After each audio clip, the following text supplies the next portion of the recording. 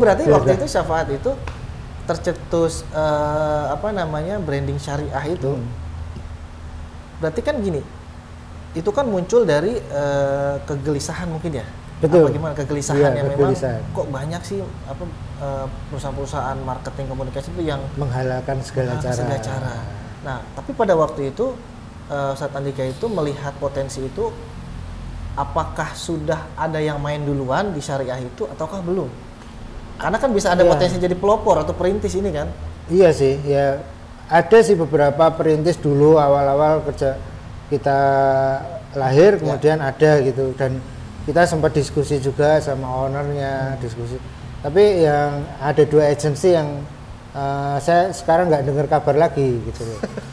Kalau yang baru-baru ada beberapa gitu, fokusnya lebih ke digital. Gitu.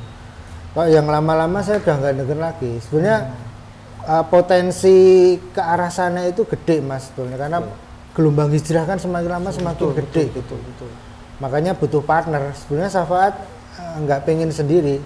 Kalau ada teman 2-3 itu tidak anggap kita sebagai kompetitor juga. Mereka ada teman kita yang membantu kita untuk cari pahala bareng gitu. Iya. Jadi kenapa saya punya program mas, namanya Brandsi, Branding Syariah Inkubator.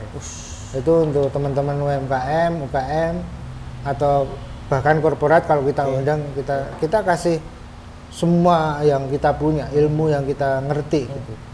Harapannya nanti ada agensi baru syariah yang fokus ke sana, terus biar kita berpartner, kita bermitra, saling kerja bareng gitu.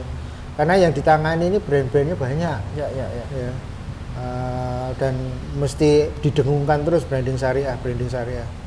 Hashtag branding syariah, hashtag ngaji branding itu kalau yang di apa asik sih itu? ya, ngaji branding gitu. Kalau di akun saya, akunnya Syafaat itu pasti ada branding syariah, ngaji branding. Tapi bedanya apa Ustaz sama teman-teman yang juga mengelola hal yang sama? Apakah ada bedanya ataukah sama?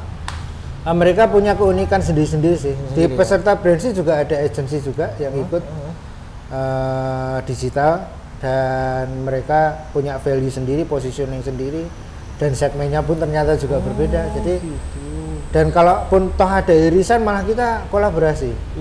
Kita sering kok kolaborasi dengan agensi-agensi lain gitu ya. Ada yang agensi yang bukan syariah gitu.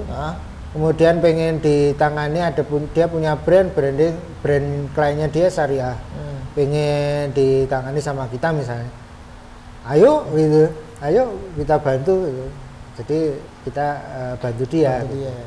Ada masalah, kolaborasi. Rezeki kan minallah ya, wa mayatakillah ya, ya janganlah mahroja. Itu akidah bisnis harus ada itu. Wa yarzuqhu min haitsu la yahtasib.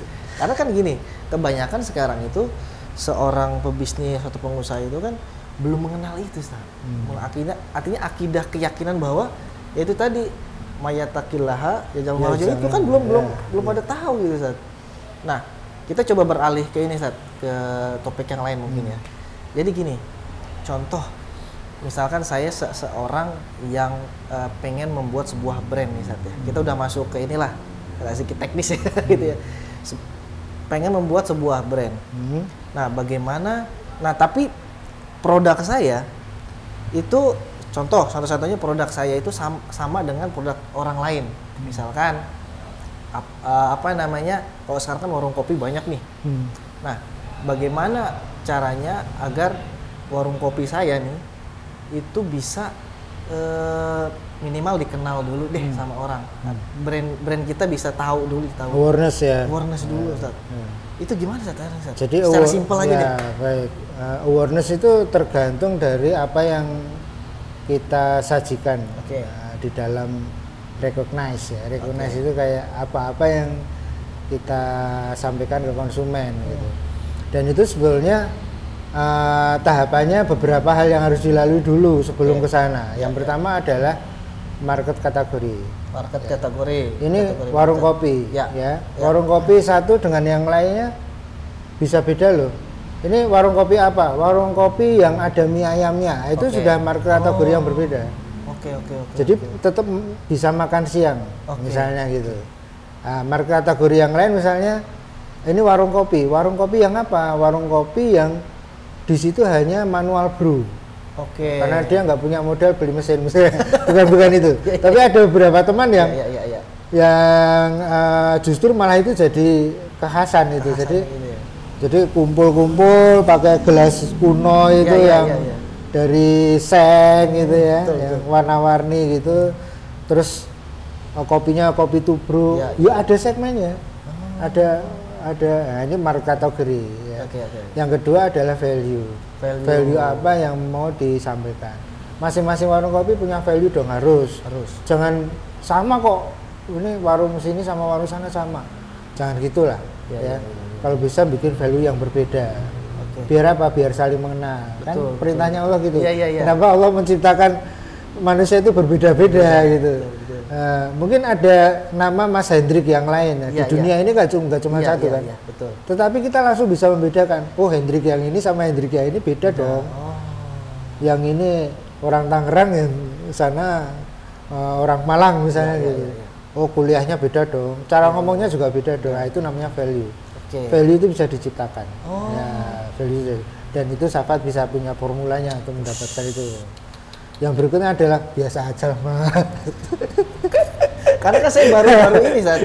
Karena kalau ilmu branding itu memang saya masih terlalu fakir lah ya. Lanjutan.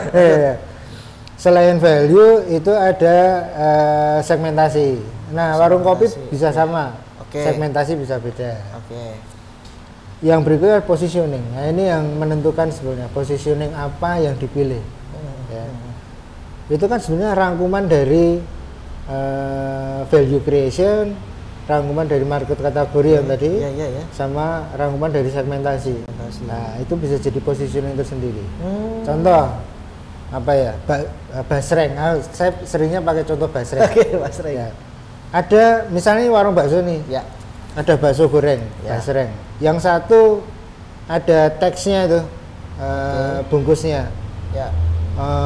Bakso goreng yang cocok menemani makan bakso. Yang satunya ada bungkusnya sama, harganya sama, tapi nggak ada pesan apa-apa. Mau milih yang mana? Yang ada itulah. Nah, kan. Padahal ini lupa nggak ngasih stiker. Kasihan kan? Gara-gara stiker, gara-gara ini jadi nggak laku. Nah, itulah namanya positioning. Gitu. Teh kemasan bisa banyak. Ya kan? Kenapa ada teh rasa buah? Ya kan? Kenapa ada teh yang diambil dari pucuknya? Padahal semua teh juga ambil dari pucuknya. Ya kan? Tapi dia mengakui sisi itu, curang juga. Kemudian ada fresh yang seger. Ini teh yang seger. Emangnya teh yang lainnya nggak seger? Iya kan? Nah, itu namanya positioning. Produk boleh sama, positioning bisa beda. Agensi digital bisa sama, semuanya bisa melakukan itu. Tapi Syafaat yang syariah. Kita tidak menyampaikan message baik visual maupun verbal yang melanggar syariat. Aurat, ya kan. Terus apa lagi yang melanggar syariat? Masuk produknya sarkasmo, dong. Iya. Masuk produknya dong. Produknya harus halal, ya kan, jelas kan. Makanya ada beberapa brand yang sudah sama kita. Salah satu brandnya brand parfum, saya tidak nyebutkan brandnya ya. Produknya parfum. Itu kita teliti itu kandungannya. Menurut kita halal nggak kandungannya? Sampai seperti itu ya? Ternyata, itu yang karena kita punya layanan bisnis syariah. Masya ya, urusannya Pak Condro itu kan. Iya. Nah, di situ ditangani Pak Condro dulu kan. Bahan-bahannya apa ini segala macam. Saya juga ikut forumnya itu, saya dampingi gitu. Oh, ternyata masih ada bahan yang subhat.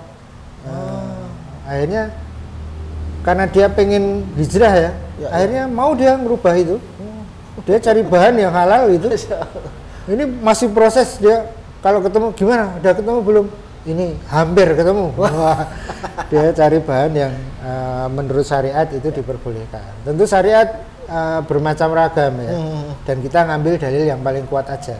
Dan tidak saling menyalahkan. Udah gitu aja. Itu aja ya. Ya.